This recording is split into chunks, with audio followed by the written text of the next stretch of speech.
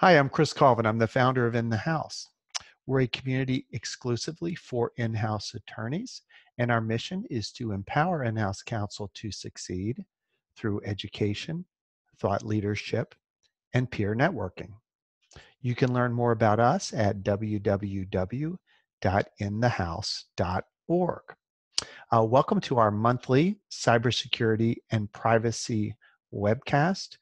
In this monthly series, we interview leaders in the cybersecurity community, and we ask them about the questions that are most important to in-house counsel when it comes to cybersecurity and privacy issues. Today, we're delighted to be interviewing Dr. Fred Cohen. Fred is truly a legend in the cybersecurity community. He actually invented the computer virus back in the 1980s, not because he wanted to be a hacker, but because he realized that there was a vulnerability and he wanted to be one of the good guys and learn to protect against those computer viruses that he suspected would be coming. And he was correct about that. And today, he acts as both a consultant and as an expert witness for lawyers. So he's a good person for in-house counsel to know of and to learn from. So we thank you for joining us today, and we'll proceed to the interview. Thank you. Hi, I'm Chris Colvin. I'm the founder of In the House, and this is our monthly cybersecurity and privacy working group webcast. I'm here with my co-host, David Hechler. He's the co-host of our cybersecurity and privacy working group here at In the House, and he's also the publisher of the Tag Cyber Law Journal, which was formerly Cyber Insecurity News. And David's been a journalist for decades, one of the top journalists in the legal field, and he used to be the editor of Corporate Counsel magazine, which probably many of you have read as in-house lawyers, and now he writes on cybersecurity for lawyers. And we're delighted today to have Fred Cohen as our guest speaker. Way back in the 80s, which I do remember also, Fred invented the computer virus, but don't get your digital knives out because he's one of the good guys. Wait a minute, I invented most of the defenses against computer viruses. Let's just be clear. Let's be clear. You will have an opportunity to defend yourself. So, David, I will pass it off to you to, take charge of this discussion here. Thank you, Chris. Just one word about Tag Cyber Law Journal. It's really very similar to its predecessor, Cyber and Security News. And one way in which it's exactly the same is you can sign up for free and receive it in your inbox several times a week. Okay, Fred, thanks very much for joining us. Why don't we start, with all the teasers about the virus thing, can you tell us exactly what you were thinking when you were a graduate student at the University of Southern California in the engineering department, where you ended up getting a PhD in electrical engineering in 1986. But in 1983, you invented a computer virus and sort of showed up in class and said, hey, look what I've got, or something like that. Tell me what was going on, why you did this. So this is a story that I've told, I don't know how many times before, and it's actually been written up. So I'll try to give you the abbreviated version. I was a PhD student in electrical engineering at USC, and I was studying distributed parallel processing and working with Mel Brewer, who was the professor at the time. I was in a class given by Len Edelman, if you know of the RSA crypto system and the RSA conference and the company RSA. A stands for Edelman. And the way Revist, Shamir, and Edelman worked is Revist and Shamir would come up with a crypto system and Edelman would break it. And the so-called RSA crypto system is the first and only one he couldn't break. So that's how that got started. So I'm in a class with Len, and it's a computer security class. And he was talking about some recent break-ins with Trojan horses at UCLA. And literally the light bulb came up on top of my head. In an instant, I recognized, oh. And within another instant, I said, oh, no. So at the end of the class, I talked to him, and I actually came up, I mentioned it in the class, and he actually gave it the name computer virus, which was, you know, fortuitous, I guess, in a lot of ways. And so after class, I asked about doing an experiment. And so I got permission to do an experiment. I was a systems administrator on the computers in the computer science department. That was how I was earning my way through school. So I implemented the first thing that was actually called a computer virus. It turns out there were reproducing programs before that on that computer, and did some experiments. The idea was to make sure it's safe, right? So it doesn't spread where it's not supposed to go and doesn't do any harm.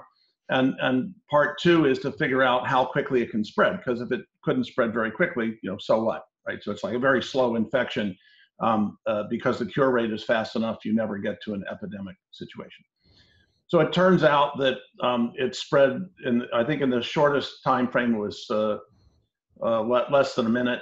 It took over the entire computer system, and we went on to do, you know, many more experiments. But that was a momentary thing. Most of the next, let's see, that was 83. So 92, I stopped doing research in defending against computer viruses. Came to the conclusion that we knew everything we were likely to ever know, and I think that's still true. Nothing has really changed in that period of time, either in the attack side or the defense side. So it was really, you know, my dissertation was on distributed parallel processing, and it got changed after it was approved. Not the thesis, but the subject. It was changed to computer viruses. So that's how that started to happen. And then, you know, there's only the next 40 or so years. So quick Chris, follow-up. wait, Chris, before Yeah. before you have a couple questions about the computer virus, just one other thing. In 1987, you created a positive virus, which sounds like an oxymoron. What is a positive virus, and what made you decide to do that? Well, so the term positive virus is probably, I think we call them benevolent, but it's not really the issue. The issue is artificial life. So if you look at people's definition of what life means, there are various definitions. The question fundamentally is, can there be computer-based life, so purely informational life? And I think the answer is yes. And so by each of these definitions, you can write computer programs that satisfy that. So sort of inherently, you know, life is life. It's not good or bad. It's only, you know, how it's used, right? So think of it in those terms. So what we started to do, remember, my dissertation was originally on distributed parallel processing. So one of the first ideas was, how do I, you know, one of the problems in distributed parallel processing is, how do I distribute a computation across a large number of computers and do it reliably so that as network crashes happen and computer crashes happen and so forth, it works well. Well, it turns out, and this is all in my dissertation, you can evolve with computer viruses anything that a computer can compute. So what you can then do is create a set of evolutionary viruses that reproduce and evolve so that in the evolutionary process, they develop the answer to the problem you're trying to solve. And they can do it collaborating with each other, either partially or completely. But they also can automatically distribute themselves throughout a computer network. And if parts of the network crash or computers crash, the entire, you know, life form as a whole, if you will, continues to survive and evolve towards the answer. So we actually implemented these in various systems, and you can do it very safely, right? One of the big counterclaims is you can't do it safely. You can do it safely. The safe way to do it, for example, is to say that we don't have the programs reproduce themselves. We just have a system call called reproduce. So that if an authorized program calls the reproduce system call, it reproduces. And if you don't want that behavior in your computer, you don't turn on the reproduce system call. So nothing can reproduce there using that method. Of course, inherently, one of the things we found out early on was that any computer that can perform general purpose computing functions and share information, the viruses can spread to the transitive closure of information flow. So in other words, they can spread throughout the systems, regardless of what security mechanisms you put in place, as long as you can share general purpose functionality. Okay, before Chris gets to us, I just want to reassure all of you who are on this webcast or call, we are going to get to lawyers and cybersecurity and all the usual subjects that you expect, but we just felt like it would be fun, especially since we have Fred with an interesting story, to really just focus on the technology for a minute. Right. Chris, you had some interesting questions that I think are So get us thinking. just for in terms of stories, Yeah. we're starting to publish videos with computer security stories. So I've been doing this for a long time, so we have a lot of stories. So they're all anonymized. You can't figure out who it was, but Okay. sorry to interrupt, Chris. That's okay, and you could pass along some of those to us, and we'd be happy to share them with our community here at In the House, Sure. if you'd like, and we can post links to our site so people can check out some of those stories, some of those maybe cautionary tales for their own companies.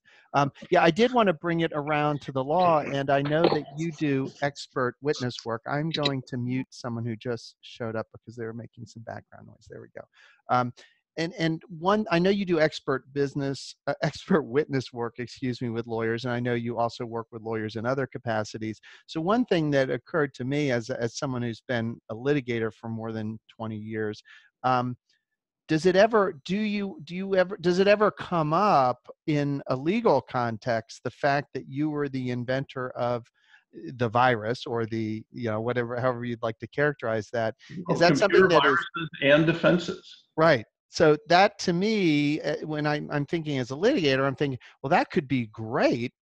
This guy is a real legend in the field. But on the other hand, some of the jurors might just be thinking, oh my God, I had that virus once, and this guy is responsible. So how has that played out? How's that rippled through the part of your career that intersects with the legal profession? It's never a problem. Actually, the more interesting of my research areas that has come up is in the deception and counter-deception space. Because I have indicated that the use of deception for defense of computer systems and also of operational systems and businesses and for individuals, deception is a viable technique that's reasonably used in an appropriate manner in different ways.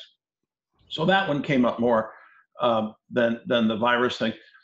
Remember, it's a phrasing, right? So in any expert report you write, you always have your background, and so one of the first things I say is, the first computer virus and defenses. so they're sort of inseparable. Right. The fact that so the first computer virus was a light bulb coming up on my head that took some portion of a second, and the next 9 years were spent designing defenses, which were eventually used in more than 80% of the computers in the world. So to claim that I'm the bad guy is problematic. Right. Well, if you're the bad guy, you'd be on some mountain, like, rubbing your hands together, sitting on billions of Bitcoins, probably. So, Oh, no, not Bitcoin, please. But, well, there's much more to that story, but for another time. I mean, okay.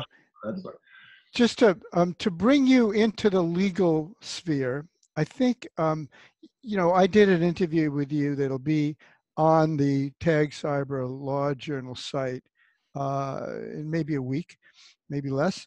Anyway, one thing you talked about was how, even though you're not a lawyer, you were introduced to the legal world pretty early through your family history and some work you did with relatives early on. Want to tell us a little bit about that? So my uncle and cousin, I lived in Pittsburgh, Pennsylvania at the time. They had a law firm, a collection law firm. They also had a general practice along with the collection law firm. And so I automated their law offices, wrote software to help, just the automation of writing letters and keeping track of all the tickles so you don't miss any of the dates. And they had one of these, and I think they still had and they're now dead, but the paper filing system where you have, every day you have a whole stack of things to do, and then they take that stack and put it on your desk. You work your way through it. But so we, created all the tickle systems and the stuff that runs the law office and so forth. And then ultimately I wrote a program called Payback, which was for the small collection office, not the, I mean, their law office had, thousands and thousands of cases a month. So yeah, I had some experience there, but also, so my upbringing, you were either a doctor or a lawyer. That was the expectation. So all my uncles and aunts were, either doctors or lawyers, and occasionally there was that business person who was, a little bit dubious. Black sheep, the black sheep, right? Yeah, well, so it goes. Well, as long as they had at least a master's degree, I guess it was okay. Okay. How do companies avoid litigation? Since you actually not only are involved as an expert witness, but you write reports for litigation, and a lot of, it seems to me, what you do related to cybersecurity is kind of looking at legal messes or potential problems and helping companies either resolve the mess or avert the mess. What are some of the things that you talk to them about? Well, so number one, we're trying to not get in messes. If you're doing it well, then you're going to have events, right? Things are not going to be perfect in the world. You're going to have events. Those events are going to have reasonably predictable outcomes, and you're going to have management plans in place to deal with it. So we try and identify reasonable and prudent future states for companies. So we'll do a review and do a baseline, see where you are today, we'll call it as is, and then identify reasonable and prudent futures. But they're not the only reasonable and prudent future. They're just one possibility. And we also avoid the part where you do gap analysis because, well, first of all, if you know where you're going and where you are, then you don't really need a gap analysis. But more importantly, gap analyses tend to be just criticisms. There's just no need to say you're not doing this and somehow you have to do that. The question of negligence, versus prudence is sort of a fundamental question, from a legal standpoint, but also just from a rational, business decision standpoint. So, in these efforts, we're trying to help the decision makers, first understand what the decisions are that they have to make, because there are many decisions that you have to make that most decision makers just don't know they have to make. And then the question of how you decide those. There's sort of a general notion that people use of so-called best practice, as if there was such a thing. But there is no such thing in cybersecurity. Everything is situational. So we try to identify, reasonable decisions. And when I say reasonable, let's just say reasoned, right? Sort of part of the definition in my mind of what reasonable is that you had a reason for doing it, and you codified that reason. You said, okay, I have opportunities, I have options. I picked this option. Here's why. It's an option that other people have. There's a reason that other people have reviewed, right? It's a sort of the standard sort of thing. It's not new. Same sort of criteria that you would use for a Daubert test, right? So other people have published it, other people have studied it, some sort of a basis for making that decision that's rational. So we try to define those decisions and the rationale behind them, and then get the information from the company necessary to make that decision. And actually, one of the really interesting findings that we've had from this is that there's another process where you just sort of ask everybody every question you can think of, get all the information you can, and then try and measure something and come up with some answer. Turns out if you start with the options, in cybersecurity, almost all the options are one of a relatively small set of potentials, right? So it's not a continuously varying, I can't tune no firewalls to sort of have kind of firewalls up to, whatever. Either you have them or not, and what's their function and what do they do? So because they're finite decision spaces, you can have a finite criteria for decisions between the options. And what we found is that there are a relatively small number of parameters that you actually need to know to make most of these decisions. So you get the business context, you identify those critical parameters, and that gives you 95% of the decision-making criteria that you need. And then there's flexibility, within that. And obviously management makes decisions. There are lots of ways to do things. And so we can help identify, if you're doing something differently than everybody else, that's fine, right? The question is that reasonable? What's your reason? Is that going to work? You know, are there lots of cases before where people did the same thing and it didn't work? And if you don't know about them, why don't you know? It's part of the being prudent is, you know, spending the time and effort to know what's going on in your field. Can I, David, can I jump in with a follow-up? I have a two-part follow-up, and I want to get to some nuts and bolts here because this is a community for in-house lawyers. And so my two-part question is, number one, based on your sort of long-term view, how are legal departments doing? What's our report card, very generally speaking?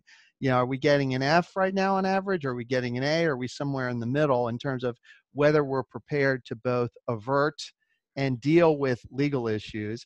And then my second part of my two-part question is, how do you personally, Fred, in your business life, how do you work with GCs and other in-house lawyers to improve that report card to get from whatever our current grade is to wherever we need to be? Well, so the first question belies an underlying fundamental problem, and that is, you know, for most corporations, the job of the lawyer is to avoid trouble, right, but only when the management decided that that was something they thought of that they wanted to avoid, right? Because they don't necessarily ask you. And the other one is after trouble comes to save you. Right. So as a fundamental, most corporations that don't have well-developed cybersecurity programs are not engaging in-house counsel or outside counsel in making these decisions. So this is because they don't have a structure, an underlying structure they're using to make these decisions to understand their overarching program. So that's problem one. And especially, so most large enterprises at this point, you know, they've been sued so much that, you know, they have in-house lawyers, they have outside counsel, you know, they're all their over, legal right, bill might be larger than their supply chain, you know. So that, you know, they already have developed this just out of response, right, in one form or another. But most, you know, smaller firms, people are less than $1 billion or $2 billion or something like that, and over, you know, maybe 50 million or something like that. Because when you're under 50 million, you know, you're not going to have an in-house counsel. You'll have, you know, maybe somebody working with you part-time, but right, it's just not big enough for a full-time lawyer in most cases. So those are the groups where they don't have a well-developed program in most cases. So they haven't engaged the attorneys. They don't have so many events that the attorneys are constantly, you know, working on this. They won't have a separate attorney that's well, they might have somebody for intellectual property, right, but they won't have a cybersecurity incident response lawyer. Right? So it's just not, you know, not in the budget. Right? So that's, you know, sort of the underlying challenge. So when they hit something that's, you know, litigation worthy, so many of the in-house lawyers are doing contracts, right? So it's very important in your contracts to include, you know, proper clauses associated with who's responsible for what aspects of information flows and events and incidents and so forth. And so that responsibility, for example, in the financial industries is built into SAS 70 audits, which are typically required for any provider and so forth. So there are some underlying mechanisms in specific verticals, but across the board, there's no common approach that's being used. So again, the lawyers are only involved after the fact. And then if it's a lawsuit, which is not uncommon, you know, there'll be outside counsel to handle the lawsuit because, you know, this is a very technical and specialized area. And just the laws, you know, so I have one of the things that we do is keep track of some of the laws, right? So I think we have one sheet when we do these assessments, we ask about what laws are affecting the company. And typically it's not corporate counsel we're asking, you know, the operational folks, because if they don't know that a law exists, you know, how are they going to meet the requirements, right? Right. So and that list is maybe a couple hundred laws from around the world, and it's just sort of touching the edge, right? So it's such a complex area. You know, all the new laws associated with privacy are you know, have a substantial impact. But it's not just privacy, right? So this is another, you know, sort of fundamental flaw. People think of security as secrecy or privacy, and there's this old CIA acronym that they use: confidentiality, integrity, availability. Mm-hmm. But one of the things, you know, we find is that those are really not always the top priorities, right? So there's So availability is usually very important. Otherwise, you're not going to be doing much business in today's world. Right. Integrity is very important.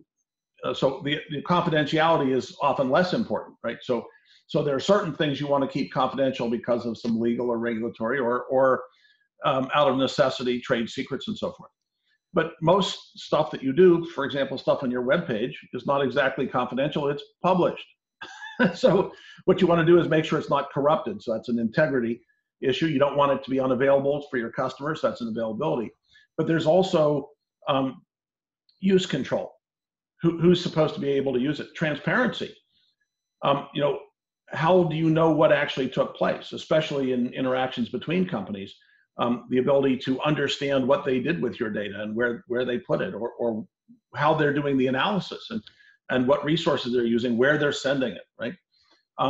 And accountability is another one that's sort of usually not included, but you need to be able to account for what happened, who had possession of what. There's the whole issue of the provenance, so to speak, of the content. Where it came from, where it went to. How did it come to be? How did it come to me? And what did I do with it? Right, and so forth. And so there's just a whole array of issues here that people very often ignore or they're not aware of in their day-to-day operational activities. So, all right, now I've more than answered your question. I apologize. That's okay. Let's stop. Part of my background as an expert witness, I've been trained to either shorten my answer or run long, depending on. Exactly. Or depending on when the lunch break is scheduled.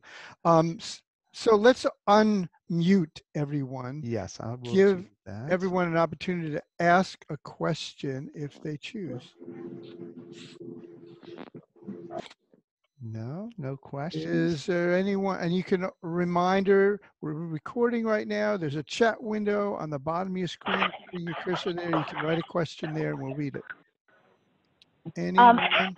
Yes. Oh wait, sorry. You're cutting out a little bit, so hang on. Let's slow it down and ask again, please. And just, yep. Okay, and I know I have background noise, which is why I am not pictured. But my question is, do you work with 7012? I think it is, or 7012. It's the DFARS requirement for cybersecurity, U.S. government contracting. I think you're going to have to write it. Are you in a position to write that window? No. Phone. So let's see. We can't hear you. Yeah, let's try it one more time. We heard 7012. Yeah. Can you Okay. move to a place where you're not in such so much noise? Sure, I'm going to try something else. Hold on. Okay. Can you hear me now? Yes. Better. Okay, great. That was probably my Bluetooth. Do you do any work, and do you see what other risks are generally happening with the DFARS requirement, U.S. government cybersecurity requirements? I know a lot of companies are pushing to meet the requirements, and it's been quite a long process. Just wanted to know your take on it, if you're familiar with it, and what your thoughts are generally. What requirement is that? DFARS. It's for the U.S. Yeah, it's DFARS. Defense U.S. government. acquisition regulations. Yeah. Right. Okay. Yeah. All right. I'm going to mute the caller again. Hang on. Let me just mute the caller so we can then. All right. Go ahead, Fred. Sorry. I just wanted to make sure we got rid of the background noise. And define that acronym and what it means and all that. Defense federal acquisition regulations, maybe. Okay. Yes. There are different cybersecurity requirements associated with different classification levels, and in some cases, particular compartments associated with holding data associated with government contracts or information that's owned by the federal government or in which the federal government has an interest. So if you're going to get a contract or be a subcontractor to somebody else with a contract to the federal government, especially Department of Defense or the intelligence community, you're going to have to follow DFARS. And to an increasing extent, there are similar regulatory mandates associated with other work that is done for other elements of the federal government, right? So at one point, I was a facility security officer, or FSO. And those are the people that are responsible for making sure well, there are two positions there. One of them is sort of the management responsibility for making sure that you follow all those rules. And the other one is the technical responsibility for carrying out in execution the things necessary to meet those rules. And that varies from reporting requirements to configuration requirements for systems, personnel requirements, background checks, and so forth. And it varies based on the classification level of the system and its content, and the clearance associated with the individuals working on it. And then there's additional special requirements for certain compartments, they're called. And that ranges from physical to informational to human and communications and so forth security areas. In fact, they're introducing the cognitive security area as part of that now. So having been an FSO, I had my own cleared facility where we had, I think it was, we're cleared up to top secret and with secret storage. For those that know what that means, for most of us, who cares? So when I think of those regulations is, I hearken back to World War II, where the statement about the Army was, it's a system built by geniuses for execution by idiots.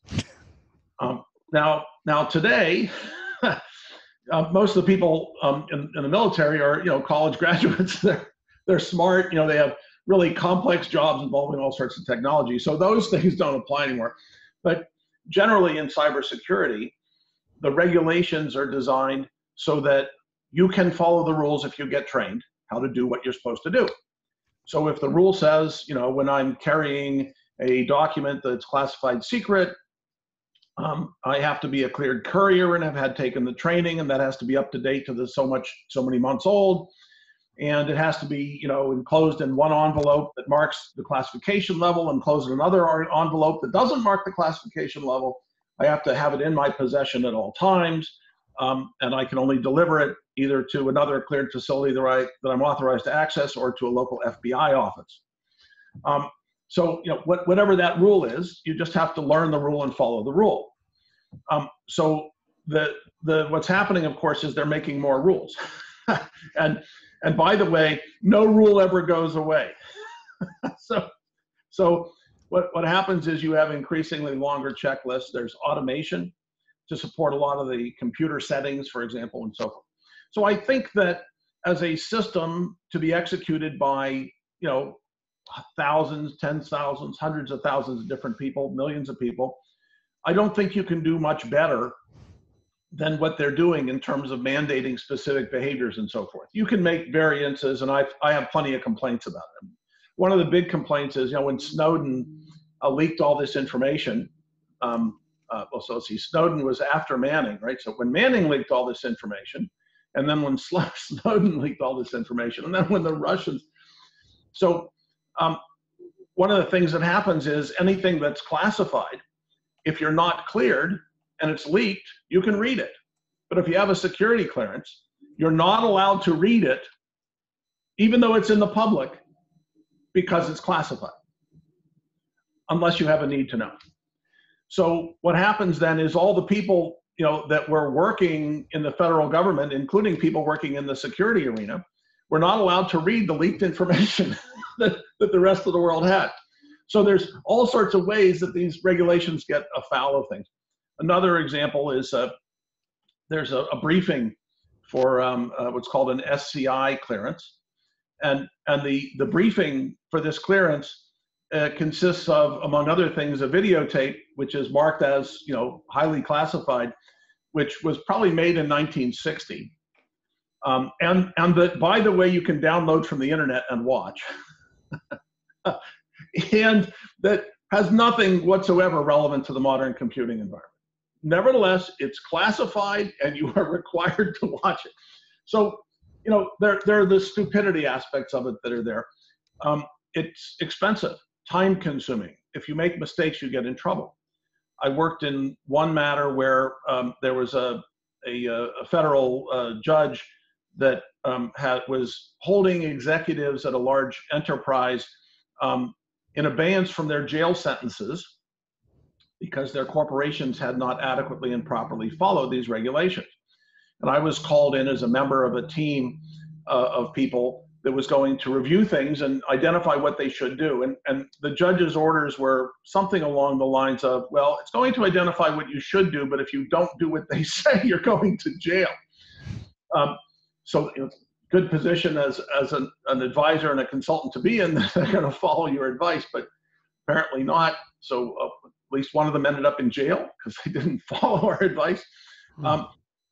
And that was also, a strange matter because, when I wrote the report on this, I had a list of options of how you might reasonably proceed.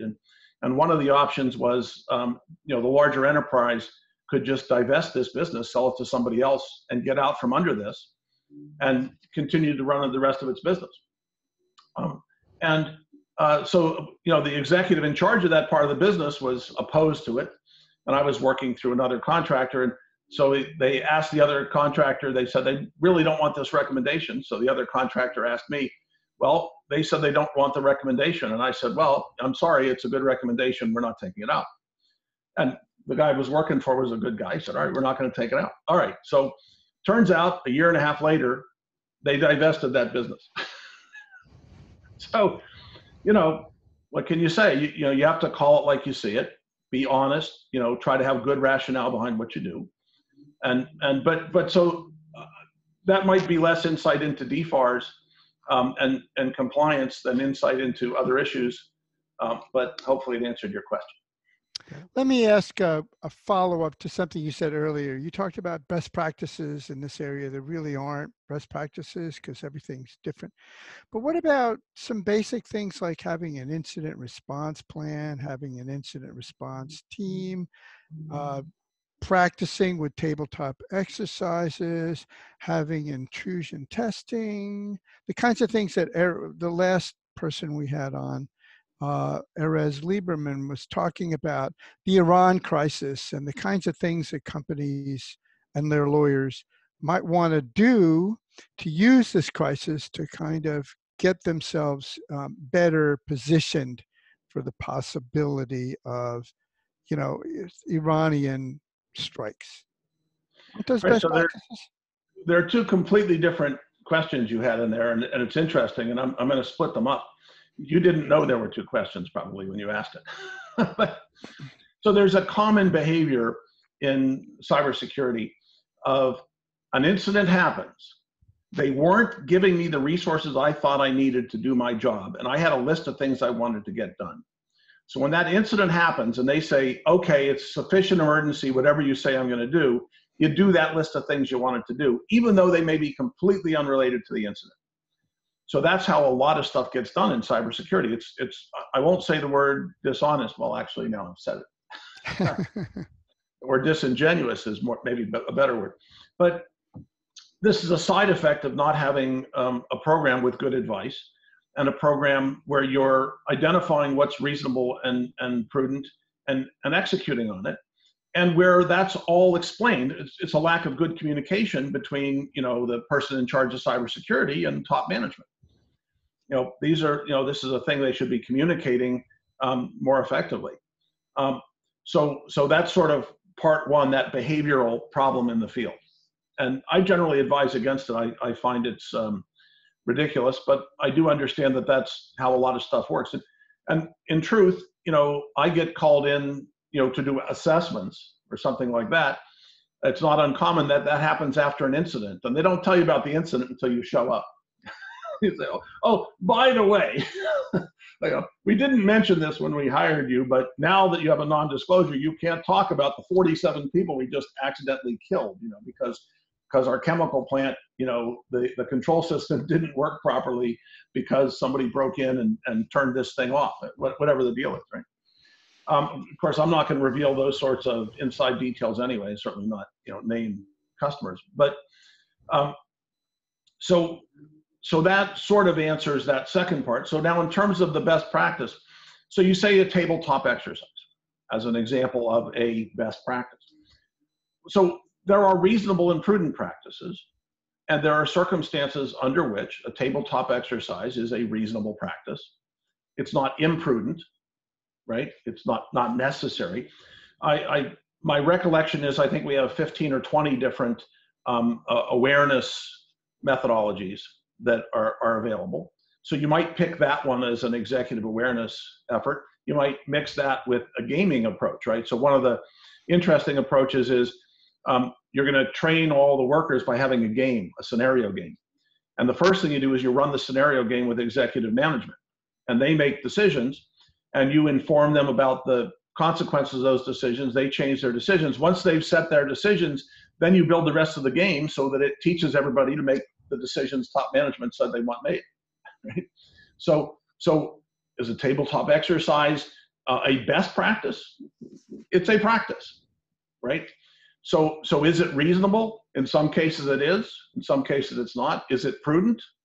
It might be, right? So again, it's all circumstance. So you said an incident response team.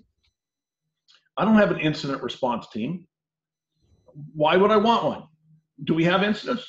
Occasionally something goes awry. But so right now I'm using cloud service providers for all the outward facing stuff I do. So an incident at Amazon Web Services, what do you think I'm going to do? What's my team going to do? No, I've outsourced that function. And there are different things that can go wrong. If things get corrupted, then I'll have to deal with it. But do I want to spend the time and money for planning in advance and for having a team in place against something that might be relatively low consequence? Or do I want to act in a response regimen instead, where I have the ability to detect it if it's important and then respond in a timely fashion? I don't necessarily need a team to do that. So again, all of these things are reasonable in some circumstances and prudent in some circumstances, but you really have to understand the business as a fundamental.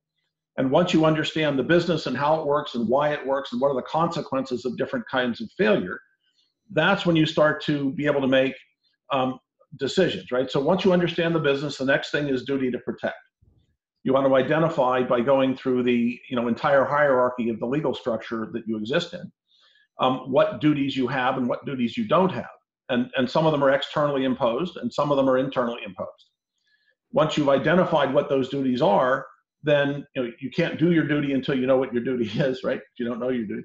So at that point, you can then use risk management to make decisions about it. So that general concept, okay, maybe that's a sound practice. Is it the best, the only one and only? No. You can do this many different ways. Okay, another area that we've talked about that I think it would be useful for our group to hear you talk about is communication. Well, we certainly have talked in this context at these meetings about the sometimes difficulty that the tech team and the legal teams have in communicating with each other.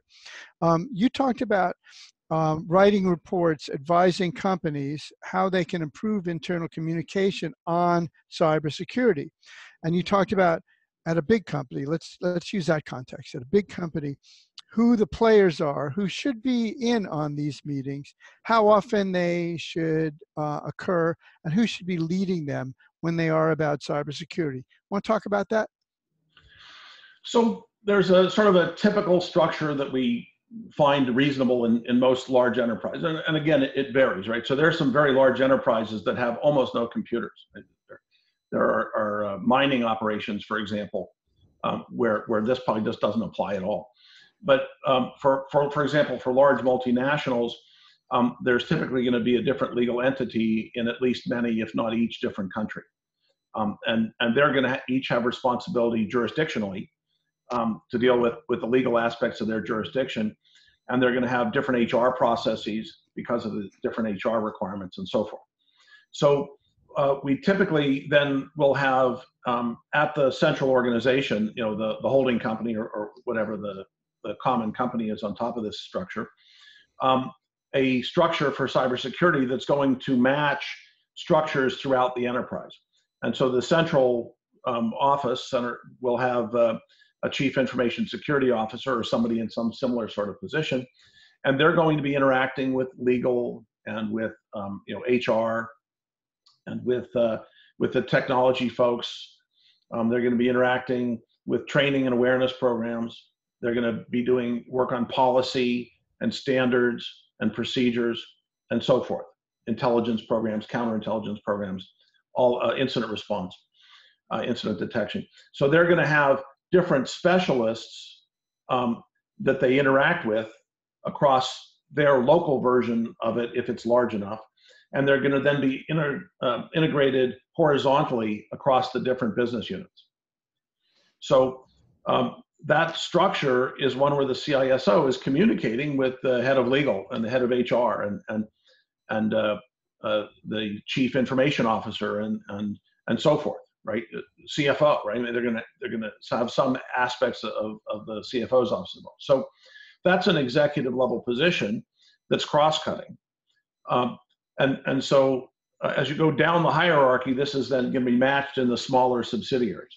So if you're running a company that's not that big, again, say less than 4 billion, more than 50 million, something in that range, then you're probably going to have one such structure. If it's in the 50 million, at the bottom end of that, there's going to be one such structure, and they're going to be personal, they're going to know each other, right? So the CISO is going to know the CEO, and they're not going to meet once a quarter. They're going to be in the same building or talking about issues on an ongoing basis as part of the executive committee or something like that. If they're lower than that, it's not unusual that they're placed under the CIO or the COO, depending on the nature of the operation of the business. It's quite common for that to happen, in which case they communicate through their boss and occasionally get into those meetings, and it's a little bit problematic.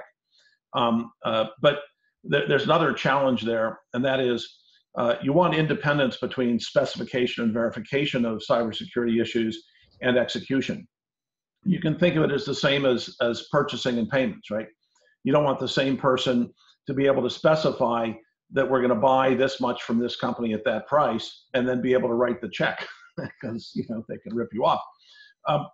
It's the same in cybersecurity, and it's not unusual, certainly within my experience, that you'll have a high level or even a top executive that's breaking the rules, and that the cybersecurity person works as for them, and it becomes a problem. And so they end up involving either HR or legal or HR and legal. So if they have those relationships, that can work, right? So if I'm the CISO and I work for the COO, and I find the COO is ripping the company off, in some way, or sending information to a competitor that they're helping to form the business of, and I've seen that, then if that chief information security officer or whatever they call them knows the head of legal, right, they can go over and have a conversation, and it works, right? The other issue of communication is the communication in the sense of technology terminology versus normal human terminology, by the way, versus legal technology. Exactly. Right. The same word can mean different things, right? So you go to the ATM to get your money out. An ATM is a network protocol that's used for sending packets around networks. So I always tell people, don't abbreviate, say it, the whole words the first time, and just say you're using that as ATM or PLC or whatever you're using, so that we all know. Since we're rapidly approaching the top of the hour, and I'd like to bring it back just to the general counsel community.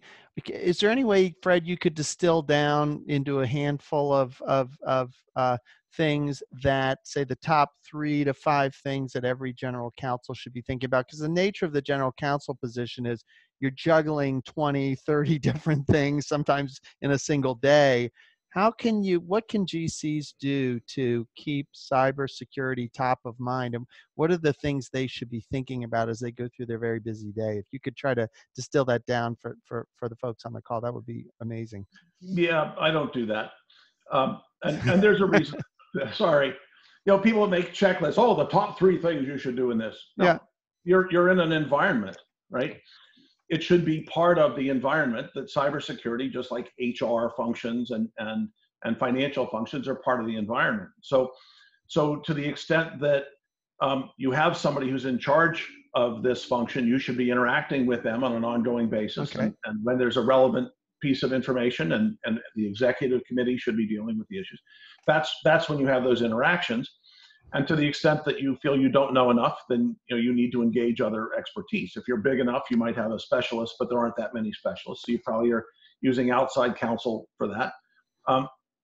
I generally think it's a good idea to have, if you're large, reasonably large, to have a cybersecurity advisory board. Mm-hmm. And that's an outside group of people that work with the whoever the CISO or the equivalent function is, and help to deal with these issues so that they identify things that should go to legal, and they're planning in advance, right?